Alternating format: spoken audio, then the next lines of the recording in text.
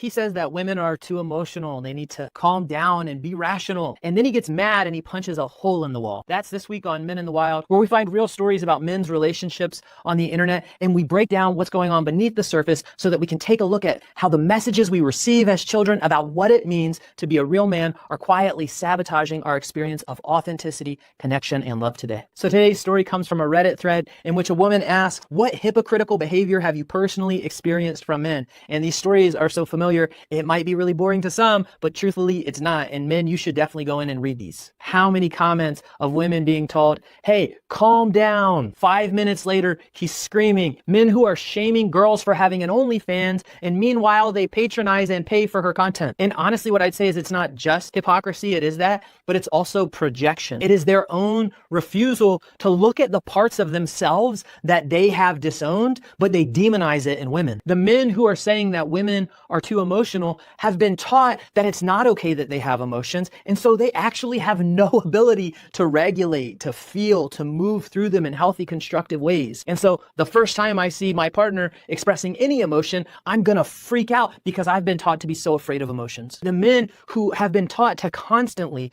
shame and control other women's sexuality simultaneously don't think twice about the fact that they just view so many women as sex objects who exist to fulfill and center their pleasure whenever they want it. And look, we all have character flaws. We all have blind spots, man. That's not a gender thing. That's a human being thing. But here's my question for us men. If you recognize yourself in any of these things, right? And I've seen myself do some of these same things. Here's my question. Can you acknowledge some of the discrepancy? Because what I see is that in patriarchal or stereotypical masculinity, because so much of it is about having this image of being always in control, always correct, always thought of the answer. The real issue is not that we have hypocrisy or contradictions or blind spots. It's that when people point it out to us, we are not open to acknowledging what is super duper obvious. And that's a real shame. And it's why so many people give up on their relationships with particular men, is because there's no growth in that. It is total stagnation if you can never tell a person, hey, you're being a hypocrite. If I can't tell you that and have you believe me and listen, this is a very pointless relationship.